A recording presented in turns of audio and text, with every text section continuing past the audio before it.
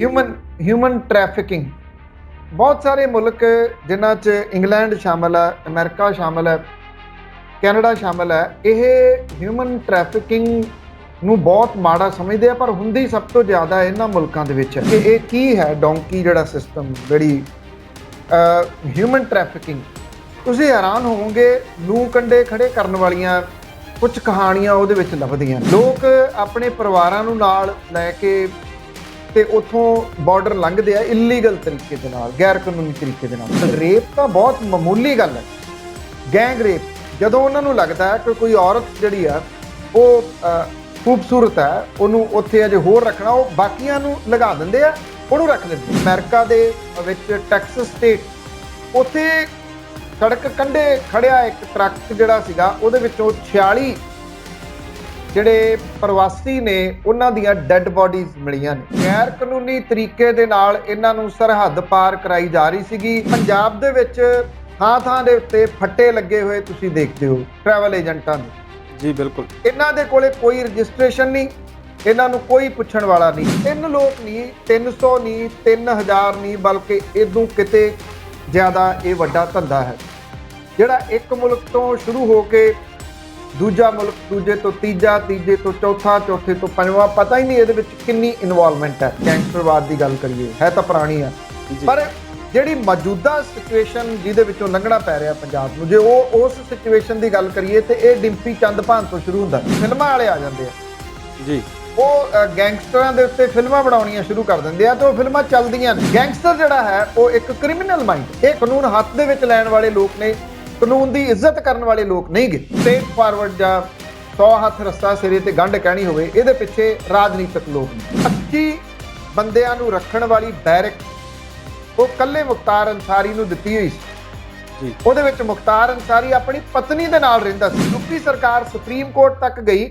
ਪੰਜਾਬ ਸਰਕਾਰ ਨੇ 11 ਲੱਖ ਰੁਪਏ ਫੀਸ ਲੈਣ ਵਾਲੇ ਵਕੀਲ ਨੂੰ, ਸੀਨੀਅਰ ਵਕੀਲ ਨੂੰ ਖੜਾ ਕੀਤਾ ਸੁਪਰੀਮ ਕੋਰਟ ਦੇ ਵਿੱਚ ਵੀ ਅਸੀਂ ਮੁਖਤਾਰ ਅੰਸਾਰੀ ਨਹੀਂ ਜਾਣ ਦੇਣਾ। ਮੁਖਤਾਰ ਅੰਸਾਰੀ ਨੇ ਇਸ ਸਿੰਗਰ ਦੇ ਮੋਢੇ ਦੇ ਉੱਤੇ ਹੱਥ ਰੱਖਿਆ ਸੀਗਾ ਕਿ ਸ਼ਾਬਾਸ਼, ਅਸੀਂ ਤੈਨੂੰ ਵੱਡੀ ਜਗ੍ਹਾ ਦੇ ਉੱਤੇ ਖੜੇ ਕਰਨਾ ਜੀ। ਕੀ ਇਹ ਟ੍ਰੇਨਿੰਗ ਦੇ ਵਾਸਤੇ ਲਿਆਂਦਾ ਗਿਆ ਸੀ? ਤੇ ਪਿਛਲੇ ਕੁਝ ਸਮੇਂ ਤੋਂ ਇਹ ਚੀਜ਼ ਸਾਹਮਣੇ ਆ ਰਹੀ ਹੈ ਕਿ ਜੇ ਕੋਈ ਵਿਅਕਤੀ ਮੰਨ ਲਓ ਹਿਊਮਨ ਰਾਈਟਸ ਦੇ ਵਾਸਤੇ ਬੋਲਦਾ, ਸੋਸ਼ਲ ਮੀਡੀਆ ਦੇ ਰਾਹੀਂ ਖੜੇ ਕੀਤੇ ਗਏ ਲੋਕ ਨੇ, ਉਹ ਹਾਲ ਕਰਕੇ ਉਹਦੇ ਪਿੱਛੇ ਪੈ ਜਾਂਦੇ ਆ। ਸੀਤਲਵਾੜ ਲਗਾਤਾਰ ਦੰਗਿਆਂ ਵਾਲੇ ਮਾਮਲਿਆਂ ਨੂੰ ਉਭਾਰਦੀ ਤੁਰੀ ਆਉਂਦੀ ਹੈ, ਕੰਟੀਨਿਊ। ਪਿਛਲੇ ਸਮੇਂ ਤੋਂ ਬਹੁਤ ਸਾਰੇ ਇਸ ਤਰ੍ਹਾਂ ਦੇ ਲੋਕ ਅੰਦਰ ਡੱਕ ਦਿੱਤੇ ਗਏ ਜਿਹੜੇ ਕਿ ਮਨੁੱਖੀ ਅਧਿਕਾਰਾਂ ਦੇ ਵਾਸਤੇ ਬੋਲਦੇ ਸੀਗੇ। ਸੀਤਲਵਾੜ ਉਹਨਾਂ ਦੇ ਵਿੱਚੋਂ ਇੱਕ ਹੈ।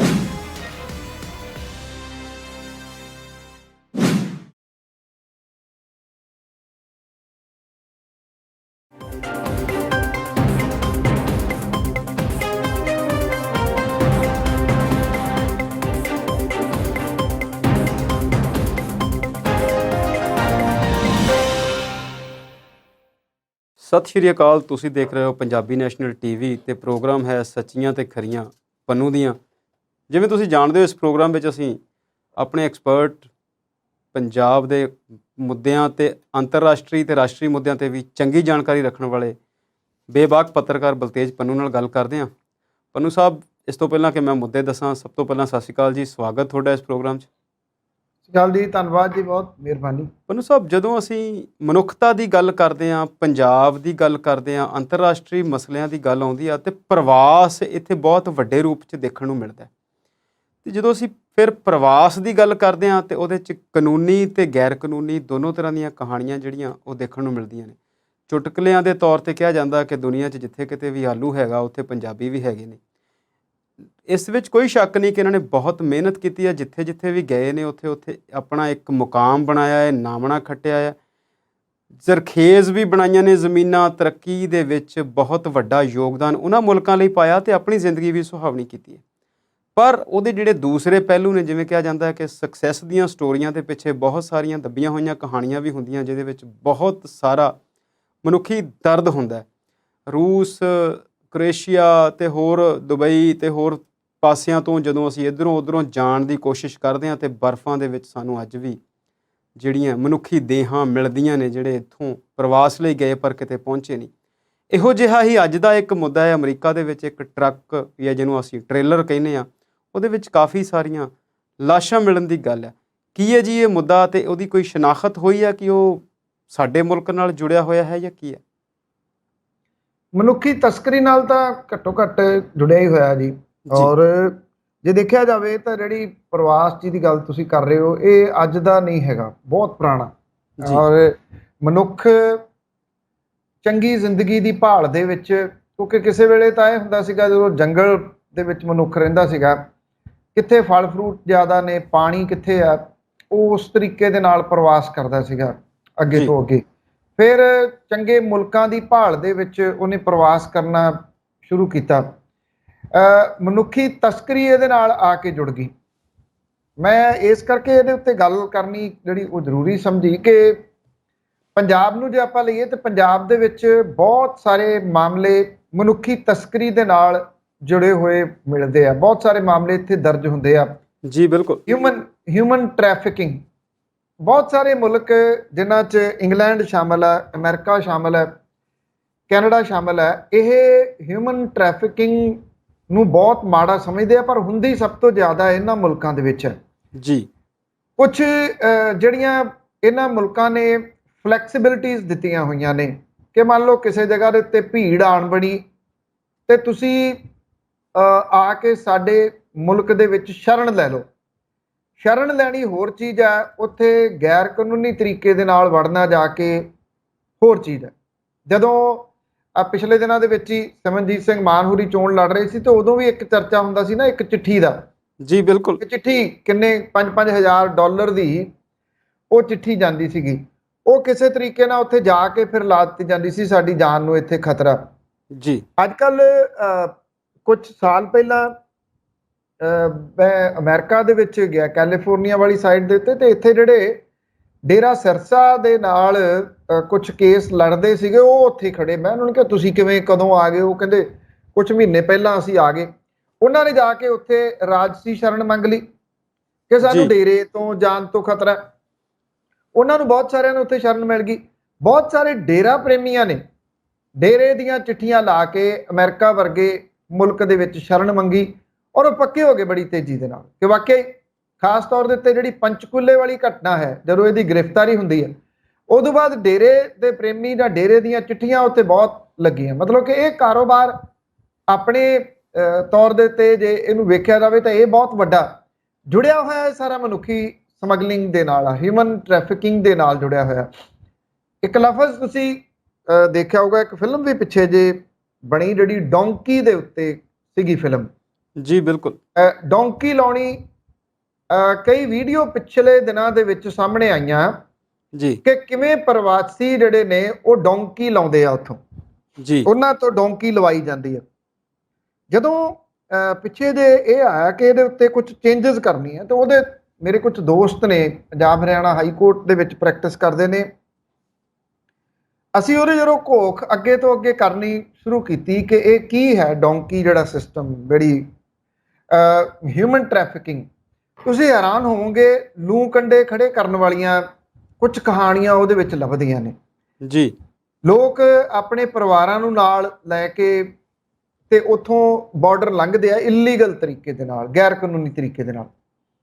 ਜਿਹੜੇ ਉੱਥੇ ਕੋਈ ਕਾਨੂੰਨ ਨਾਂ ਦੀ ਚੀਜ਼ ਨਹੀਂ ਹੈਗੀ, ਜਿਹੜੇ ਇਹ ਲਗਾਉਂਦੇ ਆ ਅੱਗੇ ਅਣਮਨੁੱਖੀ ਵਤੀਰਾ ਇਹ ਅਪਣਾਉਂਦੇ ਆ, ਜਿਨ੍ਹਾਂ ਨੂੰ ਲੰਘਾਉਣਾ ਹੁੰਦਾ। ਇੱਕ ਤਾਂ ਪੈਸੇ ਲੈਂਦੇ ਆ ਉਹਨਾਂ ਤੋਂ ਮੋਟੇ, ਗੈਂਗ ਰੇਪ ਕੀਤੇ ਜਾਂਦੇ ਨੇ ਇੱਥੇ, ਔਰ ਰੇਪ ਤਾਂ ਬਹੁਤ ਮਾਮੂਲੀ ਗੱਲ ਹੈ, ਗੈਂਗ ਰੇਪ। ਔਰ ਉਹ ਕੀ ਕਰਦੇ ਆ, ਜਦੋਂ ਉਹਨਾਂ ਨੂੰ ਲੱਗਦਾ ਹੈ ਕਿ ਕੋਈ ਔਰਤ ਜਿਹੜੀ ਆ ਉਹ ਖੂਬਸੂਰਤ ਹੈ, ਉਹਨੂੰ ਉੱਥੇ ਅਜੇ ਹੋਰ ਰੱਖਣਾ, ਉਹ ਬਾਕੀਆਂ ਨੂੰ ਲਗਾ ਦਿੰਦੇ ਆ, ਉਹਨੂੰ ਰੱਖ ਲੈਂਦੇ ਆ। ਜੇ ਮੰਨ ਲਓ ਉਹਦੀ ਮੌਤ ਹੋ ਗਈ, ਕੁਝ ਹੋ ਗਿਆ, ਤਾਂ ਉਹ ਕੁਝ ਨਹੀਂ ਬਣਦਾ ਬਣਾਉਂਦਾ ਜੀ, ਉੱਥੇ ਹੀ ਦੱਬ ਦੁੱਬ ਦਿੱਤੀ ਜਾਂਦੀ ਹੈ। ਇਸ ਤਰ੍ਹਾਂ ਦਾ ਕੁਝ ਜਿਹੜਾ ਉਹ ਕੀਤਾ ਜਾਂਦਾ, ਨਾ ਪਾਣੀ ਪੀਣ ਦੇ ਵਾਸਤੇ, ਨਾ ਰੋਟੀ ਖਾਣ ਦੇ ਵਾਸਤੇ। ਕਈ ਦਿਨ ਭੁੱਖੇ ਰਹਿ ਕੇ ਉਹਨੂੰ ਡੋਂਕੀ ਲਾਉਣਾ ਕਹਿੰਦੇ ਆ ਕਿ ਇੱਕ ਸਰਟਨ ਟਾਈਮ ਉਹ ਲੱਭਦੇ ਆ ਕਿ ਇਸ ਟਾਈਮ ਦੇ ਉੱਤੇ ਅਸੀਂ ਤੁਹਾਨੂੰ ਜਿਹੜਾ ਲੰਘਾਉਣਾ ਬਾਰਡਰ ਦੇ ਪਾਰ ਜਾ ਕੇ ਉਹਨਾਂ ਦੇ ਨਾਲ ਕੀ ਬਣਨਾ, ਉਹ ਆਪਣੀ ਜਗ੍ਹਾ ਦੇ ਉੱਤੇ ਆ। ਉਹ ਇੱਕ ਹੋਰ ਵਿਸਥਾਰਤ ਵਿਸ਼ਾ ਹੈ ਕਿੰਨੇ ਕਿੰਨੇ ਸਾਲ ਲੱਗ ਜਾਂਦੇ ਆ ਉਹਨਾਂ ਨੂੰ ਉੱਥੇ ਪੱਕੇ ਹੋਣ ਦੇ ਵਾਸਤੇ। ਉਹ ਬਿਲਕੁਲ ਇੱਕ ਸੈਪਰੇਟ ਵਿਸ਼ਾ ਹੈ, ਪਰ ਹੈ ਬੜਾ ਰਿਸਕੀ ਹੈ। ਇੰਨਾ ਰਿਸਕੀ ਕਿ ਆਪਣੀ ਜਾਨ ਜੋਖਮ ਦੇ ਵਿੱਚ ਪਾ ਕੇ, ਆਪਣੀ ਇੱਜ਼ਤ ਜੋਖਮ ਦੇ ਵਿੱਚ ਪਾ ਕੇ ਲੋਕ ਉੱਥੋਂ ਡੌਂਕੀ ਲਾਉਂਦੇ ਆ। ਕਈ ਕਈ ਦਿਨ ਉਹਨਾਂ ਨੂੰ ਜੰਗਲਾਂ ਦੇ ਵਿੱਚ ਰੱਖਿਆ ਜਾਂਦਾ, ਫਿਰ ਉੱਥੋਂ ਅੱਗੇ ਜਿਹੜਾ ਉਹ ਤੋਰਿਆ ਜਾਂਦਾ। ਜਿਹੜਾ ਅਮਰੀਕਾ ਦੇ ਵਿੱਚ ਟੈਕਸਸ ਸਟੇਟ, ਉੱਥੇ ਸੜਕ ਕੰਢੇ ਖੜਿਆ ਇੱਕ ਟਰੱਕ ਜਿਹੜਾ ਸੀਗਾ, ਉਹਦੇ ਵਿੱਚੋਂ 46 ਜਿਹੜੇ ਪ੍ਰਵਾਸੀ ਨੇ ਉਹਨਾਂ ਦੀਆਂ ਡੈੱਡ ਬੋਡੀਜ਼ ਮਿਲੀਆਂ ਨੇ ਜੀ। 100 ਦੇ ਕਰੀਬ ਲੋਕਾਂ ਨੂੰ ਤੁੰਨ ਕੇ ਉਹਦੇ ਵਿੱਚ ਭਰਿਆ ਹੋਇਆ ਸੀਗਾ। 16 ਲੋਕਾਂ ਨੂੰ ਹਸਪੀਟਲ ਦੇ ਵਿੱਚ ਐਡਮਿਟ ਕਰਾਇਆ ਗਿਆ, ਜਿਨ੍ਹਾਂ ਦੀ ਹਾਲਤ ਗੰਭੀਰ ਦੱਸੀ ਜਾ ਰਹੀ ਹੈ। ਤੁਸੀਂ ਅੰਦਾਜ਼ਾ ਲਾ ਸਕਦੇ ਹੋ 100 ਜਿੱਥੇ ਤੁੰਨ ਕੇ ਭਰੇ ਆ, ਉਹਦੇ ਵਿੱਚ ਕੁਝ ਡੈੱਡ ਬੋਡੀਜ਼ ਨੇ, ਉਹਨਾਂ ਦੇ ਨਾਲ ਉਹ ਡੈੱਡ ਬੋਡੀਜ਼ ਦੇ ਕਿਵੇਂ ਰਹੇ ਹੋਣਗੇ। 4 ਬੱਚੇ ਵੀ ਇਹਦੇ ਵਿੱਚ ਸ਼ਾਮਲ ਆ ਜਿਹੜੇ ਦਾਖਲ ਕਰਾਏ ਗਏ ਆ। ਇਹਨਾਂ ਦੀ ਜਿਹੜੇ ਕੱਢਿਆ ਗਿਆ, ਇਹਨਾਂ ਦੀ ਚਮੜੀ ਬਹੁਤ ਗਰਮ ਸੀਗੀ। ਇਹ ਦੱਸਿਆ ਜਾ ਰਿਹਾ ਹੈ ਕਿ ਜ਼ਿਆਦਾ ਗਰਮੀ ਦੇ ਕਰਕੇ ਟਰੱਕ ਦੇ ਕੰਟੇਨਰ ਦਾ ਤਾਪਮਾਨ ਵੱਧ ਗਿਆ। ਇਹ ਲੋਕ ਹੀਟ ਸਟ੍ਰੋਕ ਦੇ ਸ਼ਿਕਾਰ ਹੋ ਗਏ। 18 ਪਹੀਆਂ ਵਾਲਾ ਇਹ ਟਰੱਕ ਟੈਕਸਸ ਦੇ ਸੈਨ ਐਂਟੋਨੀਓ ਜਿਹੜਾ ਸ਼ਹਿਰ ਆ ਉਹਦੇ ਵਿੱਚੋਂ ਮਿਲਿਆ, ਔਰ ਗੈਰ ਕਾਨੂੰਨੀ ਤਰੀਕੇ ਦੇ ਨਾਲ ਇਹਨਾਂ ਨੂੰ ਸਰਹੱਦ ਪਾਰ ਕਰਾਈ ਜਾ ਰਹੀ ਸੀਗੀ। ਸੈਨ ਐਂਟੋਨੀਓ ਸ਼ਹਿਰ ਟੈਕਸਸ ਮੈਕਸੀਕੋ ਬਾਰਡਰ ਤੋਂ ਕੋਈ 250 ਕਿਲੋਮੀਟਰ ਦੂਰੀ ਦੇ ਉੱਤੇ ਆ। ਇਹ ਦੱਸਿਆ ਗਿਆ ਕਿ ਟਰੱਕ ਕੰਟੇਨਰ ਦੇ ਦਰਵਾਜ਼ੇ ਅੱਧੇ ਖੁੱਲੇ ਹੋਏ ਸੀਗੇ। ਇਹਦੇ ਅੰਦਰ ਵੈਂਟੀਲੇਸ਼ਨ ਦੇ ਵਾਸਤੇ ਕੋਈ ਜਗ੍ਹਾ ਨਹੀਂ ਸੀਗੀ। ਇਹ ਕੰਟੇਨਰ ਦੇ ਅੰਦਰ ਖਾਣ ਪੀਣ ਤਾਂ ਛੱਡੋ, ਪਾਣੀ ਤੱਕ ਦਾ ਕੋਈ ਇੰਤਜ਼ਾਮ ਨਹੀਂ ਸੀਗਾ। ਔਰ ਟੈਕਸਸ ਦੇ ਗਵਰਨਰ ਨੇ ਇਹਦੇ ਵਾਸਤੇ ਅਮਰੀਕਨ ਰਾਸ਼ਟਰਪਤੀ ਨੂੰ ਜ਼ਿੰਮੇਦਾਰ ਠਹਿਰਾਤਾ। ਚਲੋ ਖੈਰ, ਇਹੋ ਜਿਹੇ ਜਿਹੜੇ ਇਲਜ਼ਾਮਬਾਜ਼ੀ ਆ ਉਹ ਤਾਂ ਬਾਅਦ ਦੇ ਵਿੱਚ ਹੁੰਦੀ ਰਹੂਗੀ, ਪਰ ਇੰਨਾ ਜ਼ਰੂਰ ਹੈ ਕਿ ਇਹ ਸਾਰਾ ਕੁਝ ਕਿਉਂ ਚੱਲ ਰਿਹਾ, ਇਸ ਪੱਧਰ ਦੇ ਉੱਤੇ ਕਿਉਂ ਚੱਲ ਰਿਹਾ।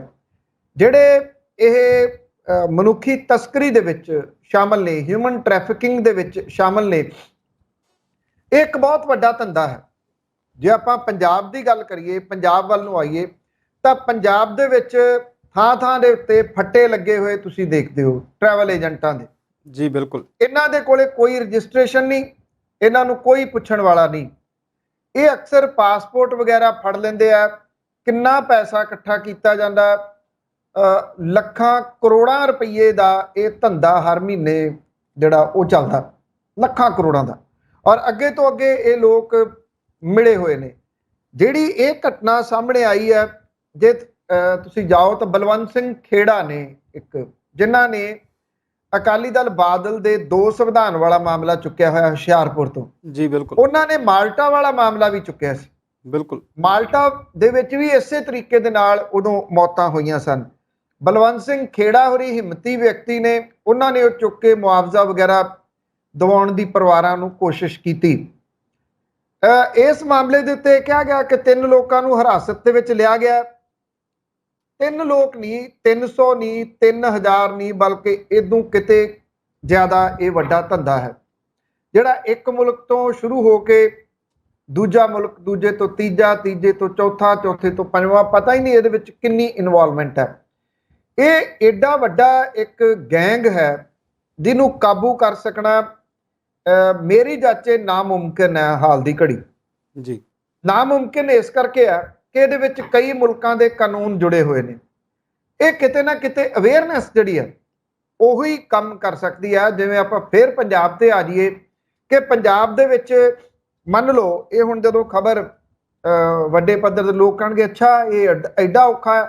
ਹੁਣ ਜੇ ਤੁਸੀਂ ਕਿਸੇ ਨੂੰ ਇਹ ਕਹਿ ਦਿਓ ਕਿ ਉੱਥੇ ਤਾਂ ਭਾਈ ਰੇਪ ਵੀ ਹੁੰਦੇ ਆ, ਕਈ ਦਿਨ ਤੱਕ ਉਹ ਡੌਂਕੀ ਲਵਾਉਣ ਵਾਲੇ ਰੇਪ ਜਿਹੜੇ ਉਹ ਕਰਦੇ ਆ, ਕੋਈ ਵਿਅਕਤੀ ਪਹਿਲੀ ਤਾਂ ਗੱਲ ਇਹ ਕਹੂਗਾ ਨਹੀਂ ਇੱਦਾਂ ਕੁਝ ਨਹੀਂ ਹੁੰਦਾ। ਜੇ ਉਹ ਕਹਿੰਦਾ ਅੱਛਾ ਇੰਨੀ ਮਾੜੀ ਗੱਲ ਆ, ਜਦੋਂ ਉਹਦੇ ਉੱਤੇ ਕੋਈ ਆਪਸ਼ਨ ਉਹਨੂੰ ਮਿਲਦੀ ਹੈ ਕਿ ਉਹਨੇ ਸਮੇਤ ਪਰਿਵਾਰ ਦੇ ਨਿਕਲਣਾ, ਉਹ ਜਾਨ ਜੋਖਮ ਦੇ ਵਿੱਚ ਆਪਣੇ ਘਰਦਿਆਂ ਦੀ, ਆਪਣੀ ਪਤਨੀ ਦੀ, ਆਪਣੀ ਬੇਟੀ ਦੀ ਪਾ ਕੇ ਉਹ ਡੌਂਕੀ ਵਾਲੇ ਪਾਸੇ ਨੂੰ ਜਿਹੜਾ ਉਹ ਚਲੇ ਜਾਂਦਾ। ਉਹ ਇਹ ਸੋਚਦਾ ਕਿ ਲੀਗਲ ਤਰੀਕੇ ਦੇ ਨਾਲ ਪਤਾ ਨਹੀਂ ਮੈਂ ਜਾ ਸਕੂੰਗਾ ਜਾਂ ਨਹੀਂ ਜਾ ਸਕੂੰਗਾ, ਲੀਗਲੀ ਮੈਂ ਉੱਥੋਂ ਲੰਘ ਸਕੂੰਗਾ ਜਾਂ ਨਹੀਂ ਲੰਘ ਸਕੂੰਗਾ। ਉਹ ਇਲੀਗਲ ਤਰੀਕੇ ਦੇ ਨਾਲ ਆਪਣੀ ਜਾਨ ਜੋਖਮ ਦੇ ਵਿੱਚ ਪਾ ਲੈਂਦਾ। ਜੇ ਆਪਾਂ ਦੇਖੀਏ ਤਾਂ ਜਿਹੜਾ ਕਾਮਾਗਾਟਾ ਮਾਰੂ ਆ, ਉਹ ਵੀ ਇਲੀਗਲ ਤਰੀਕੇ ਦੇ ਨਾਲ ਮੁਲਕ ਦੇ ਵਿੱਚ ਲੰਘਣ ਦੇ ਵਾਸਤੇ ਸੀ। 1987 ਦੇ ਵਿੱਚ ਬੋਟ ਪੀਪਲ ਦੇ ਨਾਮ ਦੇ ਨਾਲ ਕੈਨੇਡਾ ਦੇ ਵਿੱਚ ਬੜਾ ਫੇਮਸ ਹੋਇਆ ਸੀ। ਕੁਝ ਲੋਕ ਕਿਸ਼ਤੀ ਦੇ ਰਾਹੀਂ ਤੈਰ ਕੇ ਕੈਨੇਡੀਅਨ ਜਿਹੜਾ ਕੈਨੇਡਾ ਦੀ ਧਰਤੀ ਦੇ ਉੱਤੇ ਚਲੇ ਗਏ ਸੀ। ਮੈਂ ਉਸ ਵੇਲੇ ਉਹਨਾਂ ਦਿਨਾਂ ਦੇ ਵਿੱਚ ਉੱਥੇ ਸੀ ਤੇ ਉਦੋਂ ਬੜਾ ਇੰਟਰਨੈਸ਼ਨਲ ਤੌਰ ਦੇ ਉੱਤੇ ਚਰਚਾ ਹੋਇਆ। ਉਹ ਪੰਜਾਬੀ ਸੀਗੇ ਮੈਕਸਿਮਮ ਉਹਨਾਂ ਦਿਨਾਂ ਦੇ ਵਿੱਚ, ਕਿਉਂਕਿ ਉਦੋਂ ਇਹ ਚਿੱਠੀਆਂ ਵਾਲਾ ਜਿਹੜਾ ਸਾਰਾ ਕੁਝ ਸੀਗਾ ਉਹ ਚੱਲਦਾ ਹੁੰਦਾ ਸੀ ਕਿ ਇੱਥੋਂ ਚਿੱਠੀ ਜਾਣੀ ਆ। ਫਿਰ ਬਾਅਦ ਦੇ ਵਿੱਚ 90ਵਿਆਂ ਦੇ ਵਿੱਚ ਇਹ ਚਿੱਠੀ ਦਾ ਮੁੱਲ ਹੋਰ ਜ਼ਿਆਦਾ ਵੱਧ ਗਿਆ।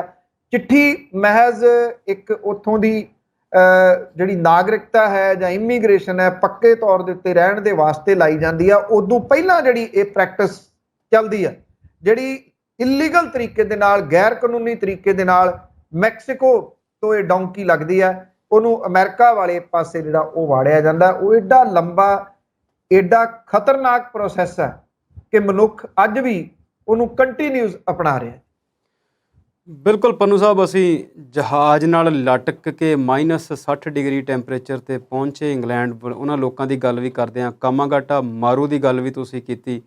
ਮੈਕਸੀਕੋ ਵਾਲੇ ਬਾਰਡਰ ਤੋਂ ਅਮਰੀਕਾ ਜਾਣਾ ਅਤੇ ਉੱਥੇ ਗੋਲੀ ਲੱਗਣ ਦਾ ਖਤਰਾ ਵੀ ਰਹਿੰਦਾ ਹੈ ਅਤੇ ਬਾਅਦ ਵਿੱਚ ਕੁਝ ਉੱਥੇ ਪੈਨਲਟੀਜ਼ ਵਗੈਰਾ ਪਾ ਕੇ ਕੇਸ ਲੱਗ ਜਾਂਦੇ ਨੇ ਅਤੇ ਉਹ ਫਿਰ ਪੋਲੀਟੀਕਲ ਅਸਾਈਲਮ ਵਾਲੀ ਗੱਲ ਵੀ ਤੁਸੀਂ ਕੀਤੀ।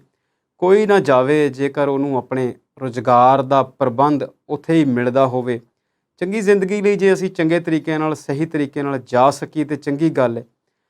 ਅਤੇ ਅਸੀਂ ਉਹ ਸਾਰੀਆਂ ਕਹਾਣੀਆਂ ਦੇਖੀਆਂ ਕਿ ਕਿਵੇਂ ਜਰਮਨ ਦੇ ਬਾਰਡਰ ਖੋਲ੍ਹੇ, ਜਰਮਨ ਦੀ ਪੂਰਵ ਜਿਹੜੀ ਰਾਸ਼ਟਰਪਤੀ ਸੀ ਅਤੇ ਉਹਨਾਂ ਦਾ ਵਿਰੋਧ ਵੀ ਹੋਇਆ। ਦੁਨੀਆ ਦੇ ਜਿਹੜੇ ਸਾਧਨਾਂ ਦੀ ਅਸਾਵੀਂ ਵੰਡ ਜਿਹੜੀ ਆ ਉਹ ਸਾਨੂੰ ਤੰਗ ਕਰਦੀ ਹੈ। ਬਹੁਤ ਸਾਰੀਆਂ ਗੱਲਾਂ ਨੇ, ਬਹੁਤ ਸਾਰੀਆਂ ਡਿਬੇਟਸ ਨੇ, ਪਰ ਗੱਲ ਇਹ ਆ ਕਿ ਜਦੋਂ ਕਿਸੇ ਦੀ ਜਾਨ ਜਾਂਦੀ ਏ ਉਹ ਵੀ ਅਜਾਈ ਜਾਂਦੀ ਏ ਅਤੇ ਬੜਾ ਦੁੱਖ ਲੱਗਦਾ ਹੈ। ਪੰਨੂ ਸਾਹਿਬ, ਲੈਂਦੇ ਹਾਂ ਇੱਕ ਬ੍ਰੇਕ ਅਤੇ ਫਿਰ ਕਰਦੇ ਹਾਂ ਕੋਈ ਹੋਰ ਗੱਲਬਾਤ।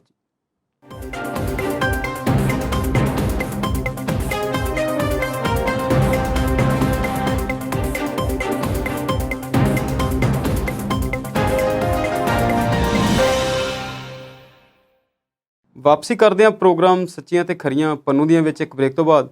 ਪੰਨੂ ਸਾਹਿਬ, ਇੱਕ ਬੜੀ ਗੱਲਬਾਤ ਹੁੰਦੀ ਆ, ਸਾਹਮਣੇ ਆਉਂਦਾ ਕਈ ਵਾਰ ਇੱਕ ਟੋਟਕਾ ਕਿ ਬਦਨਾਮ ਵੀ ਹੋਂਗੇ ਤਾਂ ਕਿਆ ਨਾਮ ਨਾ ਹੋਗਾ। ਅਤੇ ਅਸੀਂ ਉਹ ਕਈ ਵਾਰ ਦੇਖਦੇ ਹਾਂ, ਬਹੁਤ ਵੱਡੇ ਵੱਡੇ ਨਾਮ ਬਣ ਜਾਂਦੇ ਨੇ ਉਹਨਾਂ ਲੋਕਾਂ ਦੇ, ਚਾਹੇ ਉਹ ਲਾਰੈਂਸ ਬਿਸ਼ਨੋਈ ਹੋਵੇ, ਚਾਹੇ ਉਹ ਚੰਦ ਭਾਨ ਹੋਵੇ ਅਤੇ ਚਾਹੇ ਉਹ ਬੰਬੀਹਾ ਗਰੁੱਪ ਕਹਿ ਲਓ, ਅਤੇ ਦਾਊਦ ਇਬਰਾਹਿਮ, ਬਾਹਰ ਵੀ ਬਹੁਤ ਸਾਰੇ ਇਹੋ ਜਿਹੇ ਨਾਮ ਅਸੀਂ ਸੁਣਦੇ ਹਾਂ। ਅੱਜ ਵਿਧਾਨ ਸਭਾ ਦੇ ਵਿੱਚ ਬਜਟ ਸੈਸ਼ਨ 'ਤੇ ਬਹਿਸ ਚੱਲਦੀ ਸੀ। ਹਾਲਾਂਕਿ ਉਹ ਬਜਟ ਸੈਸ਼ਨ 'ਤੇ ਬਹਿਸ ਸੀ, ਪਰ ਬਹੁਤ ਸਾਰੇ ਮੁੱਦੇ ਅਜਿਹੇ ਗਰਮਾਏ ਗਏ। ਪਹਿਲਾਂ ਤਾਂ ਜੇ ਮੈਂ ਇੱਕ ਗੱਲ ਕਰਾਂ ਅੱਜ ਦੇ ਸੈਸ਼ਨ ਦੀ ਜਾਂ ਕੱਲ੍ਹ ਸੈਸ਼ਨ ਦੀ, ਤਾਂ ਬਹੁਤ ਇੱਦਾਂ ਲੱਗਿਆ ਕਿ ਲੰਬੇ ਸਮੇਂ ਤੋਂ ਬਾਅਦ ਜਿਹੜਾ ਸੈਸ਼ਨ ਆ ਉੱਥੇ ਕੋਈ ਗੱਲਬਾਤ ਹੋ ਰਹੀ ਆ, ਮੁੱਦੇ ਉਠਾਏ ਜਾ ਰਹੇ ਨੇ। ਪਹਿਲਾਂ ਤਾਂ ਸ਼ੋਰ ਸ਼ਰਾਬਾ ਜ਼ਿਆਦਾ ਹੁੰਦਾ ਸੀ। ਇਹਦੇ ਲਈ ਸਪੀਕਰ ਸਾਹਿਬ ਦਾ ਬਹੁਤ ਧੰਨਵਾਦ ਆ ਕਿ ਉਹ ਬਹੁਤ ਸੁਚਾਰੂ ਢੰਗ ਨਾਲ ਬਜਟ ਸੈਸ਼ਨ ਨੂੰ ਸੰਚਾਲਿਤ ਕਰ ਰਹੇ ਨੇ। ਜਿਹੜੀ ਅਸੀਂ ਗੱਲ ਕਰਦੇ ਸੀ ਜੇਲ੍ਹਾਂ ਦੀ ਅਤੇ ਗੈਂਗਸਟਰਾਂ ਦੀ, ਉਹਦੇ 'ਤੇ ਵੀ ਕਾਫੀ ਗੱਲਬਾਤ ਹੋਈ। ਮੈਂ ਨਾ ਹੀ ਖੁਲਾਸਾ ਕਰਾਂ, ਤੁਸੀਂ ਦੱਸੋ ਜੀ ਕੀ ਸੀ ਉਹ ਕਹਾਣੀਆਂ 'ਚ। ਐਕਚੁਅਲੀ ਉਹਦਾ ਆਧਾਰ ਹੈ ਇੱਕ ਗੈਂਗਸਟਰਵਾਦ ਜਿਹੜਾ ਉਹ ਕਿੱਥੋਂ ਜਨਮਿਆ। ਕੱਲ੍ਹ ਪੰਜਾਬੀ ਯੂਨੀਵਰਸਿਟੀ ਪਟਿਆਲਾ ਦੇ ਵਿੱਚ ਇੱਕ ਸੈਮੀਨਾਰ ਸੀਗਾ, ਪੰਜਾਬ ਦੇ ਵਿੱਚ ਵੱਧ ਰਿਹਾ ਗੈਂਗਸਟਰਵਾਦ, ਨੌਜਵਾਨਾਂ ਦੀ ਇਹਦੇ ਵਿੱਚ ਸ਼ਮੂਲੀਅਤ ਤੇ ਹੱਲ ਜੀ, ਇਹਦੇ ਉੱਤੇ ਮੈਂ ਵੀ ਬੋਲਣਾ ਸੀ ਔਰ ਕੁਝ ਹੋਰ ਬੁਲਾਰੇ ਵੀ ਉਹਦੇ ਵਿੱਚ ਸਨ।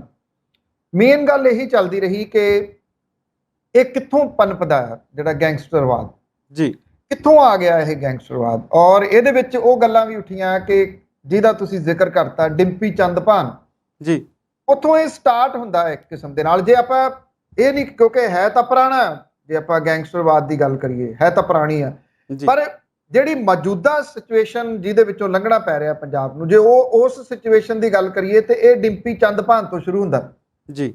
ਉਸ ਤੋਂ ਬਾਅਦ ਫਿਰ ਇੱਕ ਗੈਂਗਸਟਰ ਜਿਹਦੀ ਜੇਲ੍ਹ ਦੇ ਵਿੱਚੋਂ ਰਿਹਾਈ ਹੁੰਦੀ ਆ ਜਦੋਂ ਫਿਰੋਜ਼ਪੁਰ ਦੇ ਵਿੱਚੋਂ, ਤਾਂ ਉਹਨੂੰ ਲੈਣ ਦੇ ਵਾਸਤੇ ਕਈ 100 ਗੱਡੀਆਂ ਆਉਂਦੀਆਂ ਨੇ ਔਰ ਉਹ ਗੱਡੀਆਂ ਦਾ ਇੰਤਜ਼ਾਮ ਕਰਦਾ ਇੱਕ ਸਿਆਸੀ ਵਿਅਕਤੀ ਜੀ। ਔਰ ਉਹ ਜਿਹੜਾ ਉਹ ਗੈਂਗਸਟਰ ਸੀਗਾ ਜਿਹੜਾ ਪਰਮਾਣੂ ਹਿਮਾਚਲ ਨੂੰ ਜਾਂਦੀ ਸੜਕ ਦੇ ਉੱਤੇ ਮਾਰਿਆ ਗਿਆ ਸੀ ਜੀ। ਇਹ ਸਾਰਾ ਕੁਝ ਉਹਦੇ 'ਚ ਫਿਰ ਸੁੱਖਾ ਕਾਲਵਾ ਆ ਜਾਂਦਾ, ਦੂਜੇ ਤੀਜੇ ਜਿਹੜੇ ਉਹ ਆ ਜਾਂਦੇ ਆ, ਉਹ ਅੱਗੇ ਤੋਂ ਅੱਗੇ ਜਿਹੜਾ ਉਹ ਚੱਲਦਾ। ਔਰ ਇਹਦੇ 'ਚ ਫਿਲਮਾਂ ਵਾਲੇ ਆ ਜਾਂਦੇ ਆ ਜੀ। ਉਹ ਗੈਂਗਸਟਰਾਂ ਦੇ ਉੱਤੇ ਫਿਲਮਾਂ ਬਣਾਉਣੀਆਂ ਸ਼ੁਰੂ ਕਰ ਦਿੰਦੇ ਆ ਤੇ ਉਹ ਫਿਲਮਾਂ ਚੱਲਦੀਆਂ ਨੇ। ਪੰਜਾਬੀ ਉਹਨੂੰ ਦੇਖਦੇ ਆ। ਇੱਕ ਫਿਲਮ ਦੇ 2 ਪਾਰਟ ਬਣ ਜਾਂਦੇ ਆ। ਜਿਹੜਾ ਖੰਨੇ ਨੇੜੇ ਗੈਂਗਸਟਰ ਸੀ ਉਸ ਮਾਮਲੇ ਦੇ ਉੱਤੇ ਜੀ ਉਹਦੇ 2 ਪਾਰਟ ਬਣ ਜਾਂਦੇ, ਦੋਵੇਂ ਚੱਲ ਜਾਂਦੇ ਆ। ਸੁੱਖਾ ਕਾਲਵਾਂ ਦੇ ਉੱਤੇ ਇੱਕ ਫਿਲਮ ਬਣਦੀ ਹੈ। ਬੇਸ਼ੱਕ ਪੰਜਾਬ ਦੇ ਵਿੱਚ ਉਸ ਫਿਲਮ ਦੇ ਚੱਲਣ ਤੇ ਪਾਬੰਦੀ ਰਹਿੰਦੀ ਆ, ਪਰ ਬਹੁਤ ਸਾਰਿਆਂ ਨੇ ਉਹ ਫਿਲਮ ਦੇਖ ਲਈ ਹੋਈ ਆ ਕਿਉਂਕਿ ਉਹ ਸੋਸ਼ਲ ਮੀਡੀਆ ਦੇ ਉੱਤੇ ਵਾਇਰਲ ਹੋ ਗਈ ਸੀ ਪਿਛਲੇ ਦਿਨਾਂ ਦੇ ਵਿੱਚ। ਜੀ ਉਹਨੂੰ ਹੀਰੋ ਦਿਖਾਇਆ ਜਾਂਦਾ। ਗੈਂਗਸਟਰ ਕਦੀ ਹੀਰੋ ਨਹੀਂ ਹੋ ਸਕਦਾ। ਕੱਲ ਵੀ ਇੱਕ ਗੱਲ ਚੱਲੀ, ਉੱਥੇ ਇੱਕ ਫਿਲਮ ਪ੍ਰੋਡਿਊਸਰ ਸਨ ਇਸ ਡਿਬੇਟ ਦੇ ਵਿੱਚ, ਉਹਨਾਂ ਨੇ ਇਹ ਗੱਲ ਕਹੀ ਕਿ ਗੈਂਗਸਟਰ ਬਾਗੀ ਵੀ ਬਣ ਸਕਦਾ ਤੇ ਬਾਗੀ ਗੈਂਗਸਟਰ ਬਣ ਸਕਦਾ ਜੀ। ਤੇ ਮੈਨੂੰ ਸਭ ਤੋਂ ਵੱਡਾ ਇਤਰਾਜ਼ ਮੈਂ ਉਹਦੇ ਤੇ ਉਠਾਇਆ ਉੱਥੇ ਕਿ ਗੈਂਗਸਟਰ ਬਾਗੀ ਨਹੀਂ ਹੋ ਸਕਦਾ, ਬਾਗੀ ਗੈਂਗਸਟਰ ਨਹੀਂ ਹੋ ਸਕਦਾ। ਬਾਗੀ ਤਬੀਅਤ ਦੇ ਮਾਲਕ ਤਾਂ ਅਸੀਂ ਵੀ ਹਾਂ। ਬਿਲਕੁਲ, ਅਸੀਂ ਕੋਈ ਗੈਂਗਸਟਰ ਥੋੜੀ ਹਾਂ ਨਾ। ਅਸੀਂ ਹਥਿਆਰਾਂ ਨਾਲ ਲੜਨ ਵਾਲੇ ਲੋਕ, ਅਸੀਂ ਤਾਂ ਕਲਮ ਦੀ ਲੜਾਈ ਲੜਨ ਵਾਲੇ ਲੋਕ। ਜਿਹੜਾ ਸਥਾਪਤੀ ਵਿਰੋਧੀ ਲੋਕ ਆ ਜੀ ਉਹ ਬਾਗੀ ਇੱਕ ਤਬੀਅਤ ਆ। ਉਹ ਕੋਈ ਵੀ ਬਾਗੀ ਹੋ ਸਕਦਾ ਹੈ। ਬਾਗੀ ਤਬੀਅਤ ਵਾਲਾ ਗੈਂਗਸਟਰ ਨਹੀਂ ਹੋ ਸਕਦਾ। ਗੈਂਗਸਟਰ ਜਿਹੜਾ ਹੈ ਉਹ ਇੱਕ ਕ੍ਰਿਮੀਨਲ ਮਾਈਂਡ। ਅਸੀਂ ਲੋਕ ਕਾਨੂੰਨ ਦੀ ਰਿਸਪੈਕਟ ਕਰਨ ਵਾਲੇ ਲੋਕ ਹੈ, ਕਾਨੂੰਨ ਹੱਥ ਦੇ ਵਿੱਚ ਲੈਣ ਵਾਲੇ ਨਹੀਂ। ਇਹ ਕਾਨੂੰਨ ਹੱਥ ਦੇ ਵਿੱਚ ਲੈਣ ਵਾਲੇ ਲੋਕ ਨੇ, ਕਾਨੂੰਨ ਦੀ ਇੱਜ਼ਤ ਕਰਨ ਵਾਲੇ ਲੋਕ ਨਹੀਂ ਗੇ।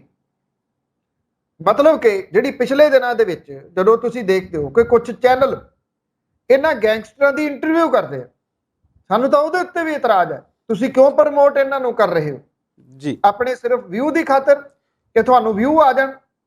ਗਲੋਰੀਫਾਈ ਕੀਤਾ ਜਾ ਰਿਹਾ ਜੀ, ਹਾਂਜੀ, ਗਲੋਰੀਫਾਈ ਕਰਦੇ ਨੇ। ਬਿਲਕੁਲ, ਹਾਂ, ਗਲੋਰੀਫਾਈ ਉਹਨੂੰ ਕੀਤਾ ਜਾ ਰਿਹਾ। ਕਿਉਂ ਉਹਨੂੰ ਗਲੋਰੀਫਾਈ ਕੀਤਾ ਜਾਵੇ? ਉਹਦੇ ਵਿੱਚ ਤੁਸੀਂ ਇਹ ਦਿਖਾਉਂਦੇ ਹੋ ਕਿ ਜੀ ਪੁਲਿਸ ਨੇ ਕੁਝ ਨਹੀਂ ਕੀਤਾ ਫਲਾਣੇ ਕਤਲ ਦੇ ਮਾਮਲੇ 'ਚ, ਪ੍ਰਸ਼ਾਸਨ ਨੇ ਕੁਝ ਨਹੀਂ ਕੀਤਾ ਤਾਂ ਕਰਕੇ ਅਸੀਂ ਬਦਲਾ ਲੈ ਲਿਆ। ਤੁਹਾਨੂੰ ਕਿਹਨੇ ਆਥੋਰਾਈਜ਼ ਕੀਤਾ ਇਸ ਚੀਜ਼ ਨੂੰ ਬਦਲਾ ਲੈਣ ਦੇ ਵਾਸਤੇ? ਗੈਂਗਸਟਰਵਾਦ ਜਿਹੜਾ ਆ ਇੱਕ ਸਿੰਪਲ ਤੇ ਸਟੇਟ ਫਾਰਵਰਡ ਜਾਂ 100 ਹੱਥ ਰੱਸਾ ਸਿਰੇ ਤੇ ਗੰਢ ਕਹਿਣੀ ਹੋਵੇ, ਇਹਦੇ ਪਿੱਛੇ ਰਾਜਨੀਤਿਕ ਲੋਕ ਨੇ। ਜੇ ਕੋਈ ਰਾਜਨੀਤਿਕ ਨਹੀਂ ਹੈਗਾ ਤਾਂ ਗੈਂਗਸਟਰ ਉੱਥੋਂ ਤੱਕ ਵਧ ਹੀ ਨਹੀਂ ਸਕਦਾ ਜਿੱਥੋਂ ਤੱਕ ਇਹ ਚਲੇ ਗਏ ਹੋਏ ਨੇ। ਅੱਜ ਜਿਹੜਾ ਪੰਜਾਬ ਵਿਧਾਨ ਸਭਾ ਦੇ ਵਿੱਚ ਮਸਲਾ ਭਖਿਆ, ਉਹ ਭਖਿਆ ਮੁਖਤਾਰ ਅੰਸਾਰੀ ਨੂੰ ਲੈ ਕੇ। ਜੀ ਹੁਣ ਜਿਹੜੇ ਤੁਸੀਂ ਪਿਛਲੇ ਦਿਨਾਂ 'ਚ ਦੇਖਿਆ ਹੋਊਗਾ, ਜਦੋਂ ਸਿੱਧੂ ਮੂਸੇਵਾਲੇ ਦਾ ਕਤਲ ਹੋਇਆ, ਕਾਂਗਰਸ ਨੇ ਸਭ ਤੋਂ ਵੱਧ ਭਨਾਇਆ ਇਸ ਕਤਲ ਨੂੰ। ਭਨਾਇਆ ਮੈਂ ਕਹੂੰਗਾ, ਬਿਲਕੁਲ, ਸਿਮਰਜੀਤ ਸਿੰਘ ਮਾਨ ਹੋਰਾਂ ਨੇ ਵੀ ਭਨਾਇਆ। ਕਾਂਗਰਸ, ਚਲੋ ਸਿਮਰਜੀਤ ਸਿੰਘ ਮਾਨ ਹੋਰਾਂ ਨੇ ਡਿਫਰੈਂਟ ਤਰੀਕੇ ਨਾਲ ਭਨਾਇਆ, ਕਾਂਗਰਸ ਨੇ ਹੋਰ ਤਰੀਕੇ ਦੇ ਨਾਲ ਭਨਾਇਆ। ਉਹਨਾਂ ਨੇ, ਕਾਂਗਰਸ ਨੇ ਤਾਂ ਸਿੱਧਮ ਸਿੱਧਾ ਜਿਹੜਾ ਸੀਗਾ ਉਹ ਲਾਅ ਐਂਡ ਆਰਡਰ ਦੀ ਸਥਿਤੀ ਦੇ ਉੱਤੇ ਜਾਂ ਬਾਕੀ ਸਾਰਾ ਕੁਝ ਕੀਤਾ, ਪਰ ਉਹਦੇ ਵਿੱਚ ਸੁਖਜਿੰਦਰ ਸਿੰਘ ਰੰਧਾਵਾ ਖਾਸ ਤੌਰ ਦੇ ਉੱਤੇ ਜਿਹੜੇ ਬਾਰ-ਬਾਰ ਇਹਨੂੰ ਬਹੁਤ ਭਨਾਉਂਦੇ ਆ, ਉਹ ਇਹ ਗੱਲ ਭੁੱਲ ਗਏ ਕਿ ਉਹ ਤਾਂ ਖੁਦ ਸ਼ੀਸ਼ੇ ਦੇ ਘਰ 'ਚ ਰਹਿੰਦੇ ਆ।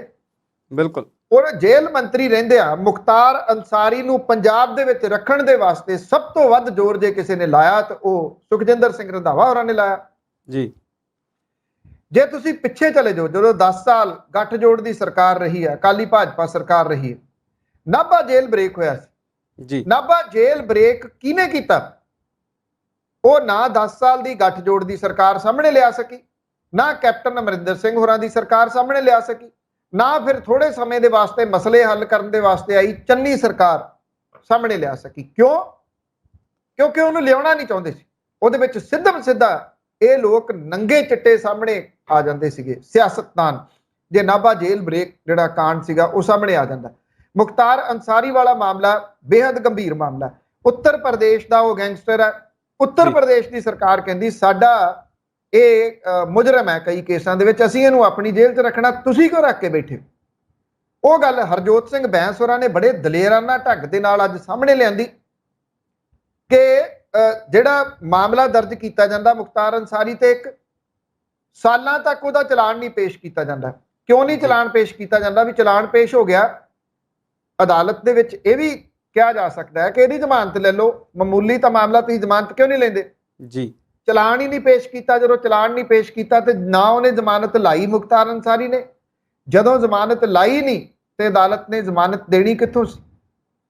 ਉਹਨਾਂ ਨੇ ਇਹ ਵੀ ਗੱਲ ਕਹੀ ਕਿ 25 ਬੰਦਿਆਂ ਨੂੰ ਰੱਖਣ ਵਾਲੀ ਬੈਰਕ ਉਹ ਕੱਲੇ ਮੁਖਤਾਰ ਅੰਸਾਰੀ ਨੂੰ ਦਿੱਤੀ ਹੋਈ ਸੀ ਜੀ। ਉਹਦੇ ਵਿੱਚ ਮੁਖਤਾਰ ਅੰਸਾਰੀ ਆਪਣੀ ਪਤਨੀ ਦੇ ਨਾਲ ਰਹਿੰਦਾ ਸੀ। ਇਹ ਖੁਲਾਸਾ ਅੱਜ ਪੰਜਾਬ ਵਿਧਾਨ ਸਭਾ ਦੇ ਵਿੱਚ ਹੋਇਆ। ਜੇ ਵਿਧਾਨ ਸਭਾ 'ਚ ਹੋਇਆ ਤੇ ਔਨ ਰਿਕਾਰਡ ਚਲੇ ਗਿਆ ਜੀ। ਜੇ ਹਰਜੋਤ ਸਿੰਘ ਬੈਂਸ ਹੋਰਾਂ ਨੇ, ਜਿਨ੍ਹਾਂ ਕੋਲੇ ਜੇਲ੍ਹ ਮੰਤਰਾਲਾ ਵੀ ਹੈ, ਉਹਨਾਂ ਨੇ ਇਹ ਦੋਸ਼ ਲਾਇਆ, ਬਹੁਤ ਗੰਭੀਰ ਹੈ। ਬਿਲਕੁਲ। ਕੋਈ ਕੈਬਨਿਟ ਮੰਤਰੀ ਬਿਨਾਂ ਤੱਥਾਂ ਤੋਂ, ਬਿਨਾਂ ਸਬੂਤ ਤੋਂ ਵਿਧਾਨ ਸਭਾ ਦੇ ਅੰਦਰ ਇਸ ਤਰ੍ਹਾਂ ਦਾ ਦੋਸ਼ ਨਹੀਂ ਲਾਉਂਦਾ। ਬਿਲਕੁਲ ਉਹਨਾਂ ਕੋਲੇ ਜ਼ਰੂਰ ਇਹਦੇ ਸੰਬੰਧੀ ਜਾਣਕਾਰੀ ਹੋਊਗੀ। ਕਾਂਗਰਸ ਭੜਕੀ ਹੈ ਇਸ ਮਾਮਲੇ ਤੋਂ। ਇਹ ਆਖਿਆ ਕਿ ਇਹ ਸਾਬਤ ਕਰਨਾ ਪਊਗਾ। ਉਹਨਾਂ ਨੇ ਇਹ ਗੱਲ ਕਹੀ ਹੈ ਕਿ FIR ਦੇ ਹੁਕਮ ਦਿੱਤੇ ਗਏ ਆ ਕਿ FIR ਦਰਜ ਕੀਤੀ ਜਾਵੇ ਇਸ ਮਾਮਲੇ ਦੇ ਵਿੱਚ। ਹੋਣੀ ਚਾਹੀਦੀ ਹੈ, ਬਲਕਿ ਇਹ ਕਹਾਣੀ ਸਾਹਮਣੇ ਆਉਣੀ ਚਾਹੀਦੀ ਹੈ ਕਿ ਅੱਜ ਗੈਂਗਸਟਰ ਕਰਦੀ ਫਿਰਦੀ ਕਾਂਗਰਸ ਜਿਹੜੀ ਹੈ ਉਹ ਆਪ ਕੀ ਕਰਦੀ ਰਹੀ ਹੈ ਸੱਤਾ ਦੇ ਵੇਲੇ। ਕਿਉਂ ਇਹਨਾਂ ਗੈਂਗਸਟਰ ਨੂੰ ਪਨਾਹ ਦਿੱਤੀ ਗਈ? ਮੁਖਤਾਰ ਅੰਸਾਰੀ ਦਾ ਇੱਕ ਮਾਮਲਾ ਬਹੁਤ ਕ੍ਰਿਸਟਲ ਕਲੀਅਰ ਹੈ ਜੀ, ਕਿ ਦੱਸਿਆ ਜਾਵੇ ਕਿ ਉਹਨੂੰ ਕਿਉਂ ਲਿਆਂਦਾ ਗਿਆ ਸੀ ਇੱਥੇ, ਉਹਨੂੰ ਕਿਉਂ VVIP ਟ੍ਰੀਟਮੈਂਟ ਇੱਥੇ ਦਿੱਤਾ ਗਿਆ। ਸੁਪਰੀਮ ਕੋਰਟ ਤੱਕ ਇਹਦਾ ਕੇਸ ਲੜਿਆ ਜੀ ਪੰਜਾਬ ਸਰਕਾਰ ਨੇ ਜੀ।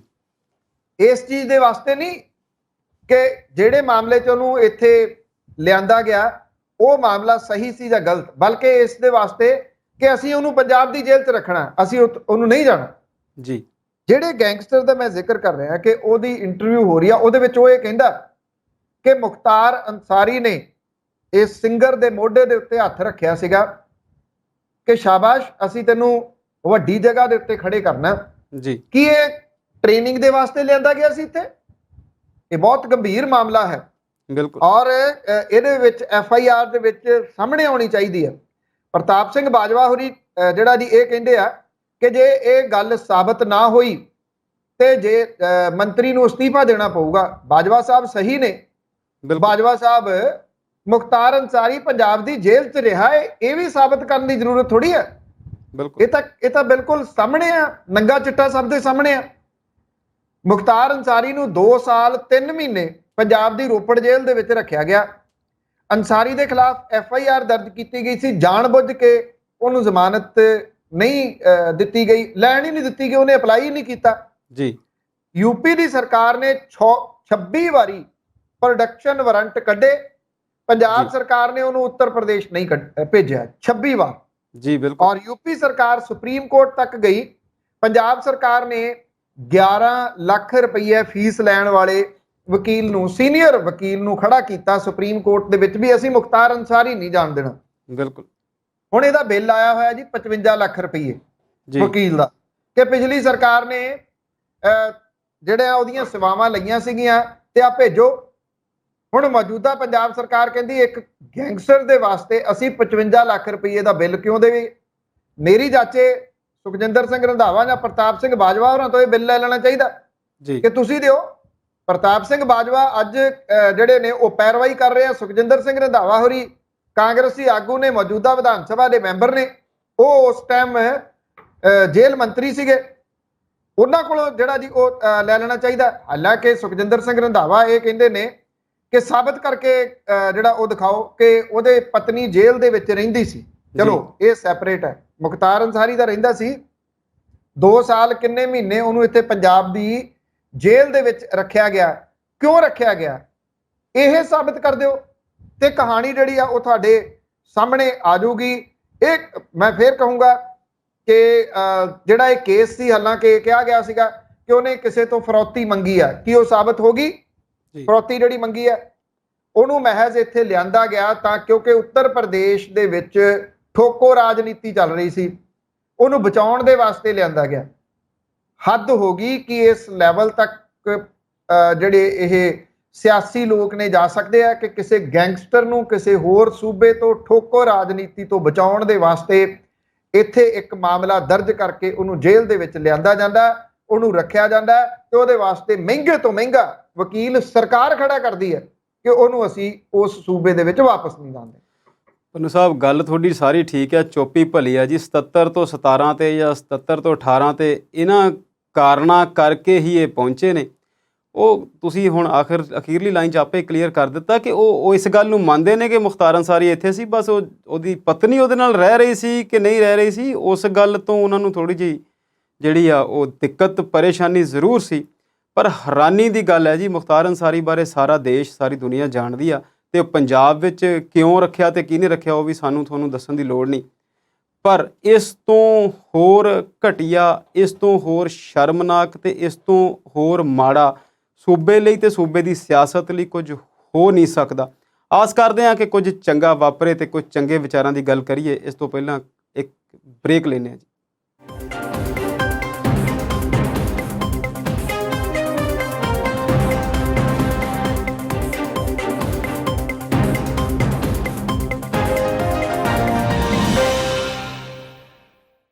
ਵਾਪਸੀ ਕਰਦੇ ਹਾਂ ਜੀ ਪ੍ਰੋਗਰਾਮ ਵਿੱਚ। ਪੰਨੂ ਸਾਹਿਬ, ਅਸੀਂ ਪੰਜਾਬ ਦੀਆਂ ਜੇਲ੍ਹਾਂ ਦੀ ਗੱਲ ਕੀਤੀ। ਜਦੋਂ ਅਸੀਂ ਗੱਲ ਕਰਦੇ ਹਾਂ ਆਪਣੇ ਭਾਈਚਾਰੇ ਦੀ, ਪੱਤਰਕਾਰ ਭਾਈਚਾਰੇ ਦੀ, ਜਾਂ ਫਿਰ ਮੁੱਦਾ ਉਠਾਉਣ ਵਾਲੇ ਲੋਕ, ਵਿਸਲ ਬਲੋਅਰ ਜਿਨ੍ਹਾਂ ਨੂੰ ਅਸੀਂ ਕਹਿ ਸਕਦੇ ਹਾਂ, ਜਾਂ ਫਿਰ ਕਿਤੇ ਵੀ ਸਰਕਾਰ ਦੇ ਸਾਹਮਣੇ ਕੁਝ ਕਮੀਆਂ ਗਿਣਾਉਣ ਵਾਲੇ ਲੋਕ, ਚਾਹੇ ਸਟੈਨ ਸਵਾਮੀ ਹੋਣ, ਚਾਹੇ ਗੌਰੀ ਲੰਕੇਸ਼ ਹੋਵੇ, ਬਹੁਤ ਬੁਰੇ ਤਰੀਕੇ ਦੇ ਨਾਲ ਭਾਰਤ ਅੰਤਰਰਾਸ਼ਟਰੀ ਪੱਧਰ ਦੇ ਉੱਤੇ ਨਜ਼ਰ ਆਉਂਦਾ ਹੈ ਇਸ ਮਾਮਲੇ ਦੇ ਵਿੱਚ ਪ੍ਰੈਸ ਦੀ ਸੁਰੱਖਿਆ ਨੂੰ ਲੈ ਕੇ।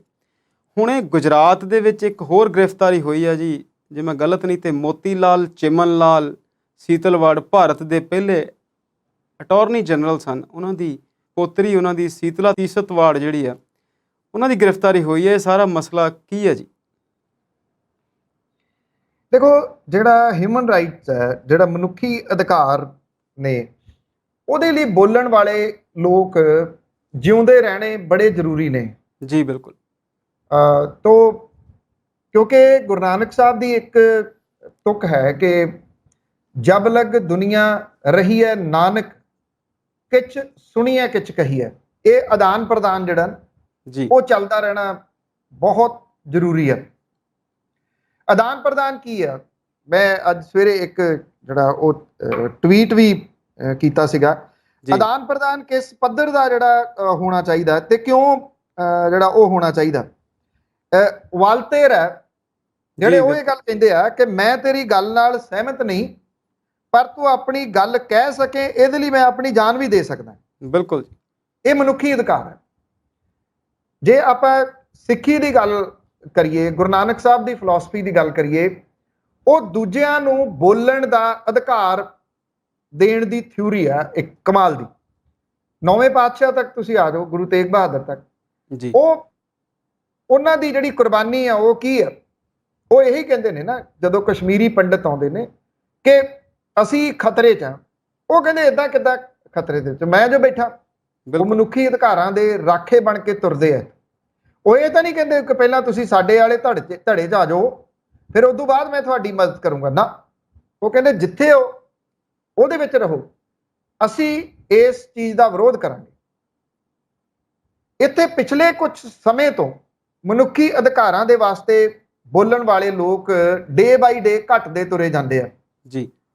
ਮੈਂ ਸਮਝਦਾ ਕਿ ਇਹਦੇ ਵਿੱਚ ਜੇ ਆਪਾਂ ਗੱਲ ਕਰੀਏ, ਜੇ ਪੰਜਾਬ ਦੀ ਗੱਲ ਕਰ ਲਈਏ, ਤਾਂ ਇਹਦੇ ਵਿੱਚ ਖਾਲੜਾ ਸਾਹਿਬ ਦਾ ਜ਼ਿਕਰ ਹੋਣਾ ਬੜਾ ਜ਼ਰੂਰੀ ਹੈ ਜੀ। ਔਰ ਉਹਨਾਂ ਨੇ ਮਨੁੱਖੀ ਅਧਿਕਾਰਾਂ ਦੇ ਵਾਸਤੇ ਬਹੁਤ ਕੰਮ ਕੀਤਾ ਔਰ ਜਾਨ ਦੀ ਬਾਜੀ ਤੱਕ ਉਹਨਾਂ ਨੇ ਆਪਣੀ ਲਾਈ। ਪਿਛਲੇ ਕੁਝ ਸਮੇਂ ਤੋਂ ਇਹ ਚੀਜ਼ ਸਾਹਮਣੇ ਆ ਰਹੀ ਹੈ ਕਿ ਜੇ ਕੋਈ ਵਿਅਕਤੀ ਮੰਨ ਲਓ ਹਿਊਮਨ ਰਾਈਟਸ ਦੇ ਵਾਸਤੇ ਬੋਲਦਾ, ਤਾਂ ਇੱਕ ਜਿਹੜੇ ਖੜੇ ਲੋਕ ਨੇ, ਜਿਹੜੇ ਸੋਸ਼ਲ ਮੀਡੀਆ ਦੇ ਰਾਹੀਂ ਖੜੇ ਕੀਤੇ ਗਏ ਲੋਕ ਨੇ, ਉਹ ਹਾਲ ਕਰਕੇ ਉਹਦੇ ਪਿੱਛੇ ਪੈ ਜਾਂਦੇ ਆ ਵੀ ਉਹਨੂੰ ਬੋਲਣ ਨਾ ਦਿੱਤਾ ਜਾਵੇ। ਕੁਝ ਚੀਜ਼ਾਂ ਤੁਸੀਂ ਪਿਛਲੇ ਸਮੇਂ ਤੋਂ ਨੋਟ ਕੀਤੀਆਂ ਹੋਣਗੀਆਂ ਕਿ ਜਿਹੜੇ ਇੰਟੈਲੈਕਚੁਅਲ ਵਰਗ ਹੈ ਉਹ ਬੋਲਣੋਂ ਹਟ ਗਿਆ ਜੀ। ਚਾਹੇ ਸਿੱਧੂ ਮੂਸੇਵਾਲੇ ਦਾ ਕਤਲ ਹੋਇਆ, ਇਸ ਘਿਨਾਉਣੇ ਕਤਲ ਦੇ ਉੱਤੇ ਉਹਨਾਂ ਦੀ ਚੁੱਪ ਬਰਕਰਾਰ ਹੈ। ਬਹੁਤ ਸਾਰੇ ਅਹਿਮ ਮੁੱਦਿਆਂ ਦੇ ਉੱਤੇ ਉਹਨਾਂ ਸਭ ਦੀ ਚੁੱਪ ਬਰਕਰਾਰ ਹੈ। ਜਿਹੜੇ ਕੁਝ ਬੋਲ ਰਹੇ ਆ ਉਹਨਾਂ ਦਾ ਸਿਆਸੀ ਲੈਣ ਦੇਣਾ, ਅਦਰਵਾਈਜ਼ ਮਨੁੱਖੀ ਅਧਿਕਾਰਾਂ ਦੇ ਵਾਸਤੇ ਨਹੀਂ ਉਹ ਬੋਲ ਰਹੇ। ਜਦੋਂ ਇਥੋਂ ਇੱਕ ਇੰਟਰਨੈਸ਼ਨਲ ਪੱਧਰ ਦੇ ਉੱਤੇ ਕੰਮ ਕਰਦੀ ਜਿਹੜੀ ਸੰਸਥਾ ਹੈ ਉਹ ਆਪਣਾ ਦਫ਼ਤਰ ਪੁੱਟ ਕੇ ਲੈ ਜਾਂਦੀ ਹੈ, ਤੇ ਮੈਂ ਉਸ ਵੇਲੇ ਵੀ ਬਹੁਤ ਬੋਲਿਆ ਸੀ 2 ਸਾਲ ਪਹਿਲਾਂ, ਬਿਲਕੁਲ, ਕਿ ਇਹ ਖਤਰਾ ਬਹੁਤ ਵੱਡਾ ਹੈ, ਸ਼ੁਰੂ ਹੋ ਗਿਆ, ਇਹਨੂੰ ਰੋਕਣਾ ਬੜਾ ਜ਼ਰੂਰੀ ਹੈ। ਪਰ ਨਹੀਂ, ਲੋਕ ਨਹੀਂ ਜਿਹੜਾ ਜੀ ਉਹ ਬੋਲਦੇ। ਲੋਕ ਕਹਿੰਦੇ ਕਿ ਤੁਸੀਂ ਬੇਵਕੂਫ ਹੋ, ਤੁਸੀਂ ਕਿਉਂ ਬੋਲ ਰਹੇ ਹੋ। ਆਰਾਮ ਦੇ ਨਾਲ ਮੇਰਾ ਵੀ ਆਲਾ ਦੁਆਲਾ ਹੈ ਇਸ ਤਰ੍ਹਾਂ ਦਾ, ਜਿਹੜੇ ਕਹਿੰਦੇ ਬੱਚੇ ਪਾਲੋ, ਤੁਹਾਡੇ ਕੀ ਸਿਰ ਨੂੰ ਚੜਿਆ ਹੋਇਆ ਵੀ ਤੁਸੀਂ ਮਨੁੱਖੀ ਅਧਿਕਾਰਾਂ ਦੀ ਗੱਲ ਜਾਂ ਜਿਹੜੇ ਲੋਕ ਬੋਲਦੇ ਆ ਉਹਨਾਂ ਦੀ ਪ੍ਰੋਟੈਕਸ਼ਨ ਦੇ ਵਾਸਤੇ ਤੁਸੀਂ ਆਉਂਦੇ ਹੋ। ਪਰ ਜਿੰਨੀ ਕੁ ਦੇਰ ਜਿੰਨੀ ਜ਼ਿੰਦਗੀ ਰਹਿੰਦੀ ਆ ਜਿਵੇਂ ਕੱਢੀ ਆ ਉਸੇ ਤਰੀਕੇ ਦੇ ਨਾਲ ਕੱਢਾਂਗੇ, ਚਾਹੇ ਉਹ ਕੁਝ ਵੀ ਹੋ ਜਾਏ। ਤੀਸਤਾ ਸੀਤਲਵਾੜ ਕੌਣ ਹੈ ਜੀ, ਮੇਰੀ ਜਾਚੇ ਹੋ ਸਕਦਾ ਕਿ ਬਹੁਤੇ ਦਰਸ਼ਕ ਵਰਗ ਉਹਨਾਂ ਨੇ ਨਾਮ ਤਾਂ ਸੁਣਿਆ ਹੋਵੇ, ਨਾ ਜਾਣਦੇ ਹੋਣ। ਕੁਝ ਤੁਸੀਂ ਇੰਟਰੋਡਕਸ਼ਨ ਉਹਦੀ ਦੇ ਦਿੱਤੀ, ਧੰਨਵਾਦ ਤੁਹਾਡਾ, ਤੁਸੀਂ ਜਾਣਦੇ ਹੋ ਉਹਦੇ ਵਾਸਤੇ, ਇਹ ਬੜੀ ਚੰਗੀ ਗੱਲ ਹੈ। ਘੱਟੋ ਘੱਟ ਸਾਡੇ ਖੇਤਰ ਦੇ ਵਿੱਚ ਕੰਮ ਕਰਦੇ ਲੋਕਾਂ ਨੂੰ ਤੀਸਤਾ ਸੀਤਲਵਾੜ ਵਰਗੇ ਲੋਕਾਂ ਦੇ ਵਾਸਤੇ ਜਾਣਨਾ ਕਿ ਉਹ ਇਹ ਕੌਣ ਲੋਕ ਨੇ, ਇਹ ਬੜਾ ਜ਼ਰੂਰੀ ਹੈ, ਤੇ ਉਹਨਾਂ ਦੇ ਵਾਸਤੇ ਬੋਲਦੇ ਰਹਿਣਾ ਬੜਾ ਜਿਹੜਾ ਜ਼ਰੂਰੀ ਹੈ। ਅੱਜ ਇੱਕ ਪ੍ਰਮੁੱਖ ਅਖਬਾਰ ਨੇ ਆਪਣੇ ਐਡੀਟੋਰੀਅਲ ਦੇ ਵਿੱਚ ਸਾਲ 2002 ਦੇ ਵਿੱਚ ਉਦੋਂ ਦੇ ਪ੍ਰਧਾਨ ਮੰਤਰੀ ਅਟਲ ਬਿਹਾਰੀ ਵਾਜਪੇਈ ਹੋਰਾਂ ਦੀ ਇੱਕ ਲਾਈਨ ਕੋਟ ਕੀਤੀ ਆ, ਜਿਹੜੀ ਉਹਨਾਂ ਨੇ ਗੁਜਰਾਤ ਦੰਗਿਆਂ ਦੇ ਵਾਸਤੇ ਜਦੋਂ ਗੁਜਰਾਤ ਗਏ ਸੀ ਉੱਥੇ ਜਾ ਕੇ ਬੋਲੀ ਸੀ। ਬਿਲਕੁਲ, ਸ਼ਾਇਦ ਮੈਂ ਸਮਝਦਾ ਹਾਂ ਕਿ ਇਹ ਅਟਲ ਬਿਹਾਰੀ ਵਾਜਪੇਈ ਹੀ ਬੋਲ ਸਕਦੇ ਸੀ, ਬਿਲकुल ਉਹਨਾਂ ਵਰਗਾ ਵਿਅਕਤੀ ਹੀ ਬੋਲ ਸਕता ਸੀਗਾ। काबिले तारीफ यह लाइन है कि मेरा चीफ मिनिस्टर के लिए एक ही संदेश है कि वो राज धर्म का पालन करें, राजा के लिए, शासक के लिए, प्रजा प्रजा में भेद नहीं हो सकता, ना जन्म के आधार पर, ना जाति के आधार पर, ना संप्रदाय के आधार पर। क्या यह लाइन है? बहुत कमाल दी लाइन है और उस वेले बड़ी चर्चित हुई सी। उदों मुख मंत्री वो सन जिहड़े अज प्रधान मंत्री ने, उन्हां दे वास्ते उन्होंने ये गल कह के उदों शांत कीता सी लोकां नूं भी नहीं, प्रधानमंत्री दे नोटिस दे विच है की कुछ जिहड़ा चल रहा। और तीसता शीतलवाड़ नूं पिछले दिनी गिरफ्तार कर लिया गया जी, और वो इस करके कर लिया गया कि तीसता शीतलवाड़ लगातार दंगियां वाले मामलिਆਂ ਨੂੰ उभारदी तुरी आउंदी है कंटीन्यूस। मैं उन्होंने एक चंडीगढ़ ਦੇ ਵਿੱਚ ਸਮਾਗਮ ਦੇ ਦੌਰਾਨ ਮਿਲਿਆ ਸੀ, ਉਹਨਾਂ ਨੂੰ ਸੁਣਨ ਦਾ ਮੌਕਾ ਮਿਲਿਆ।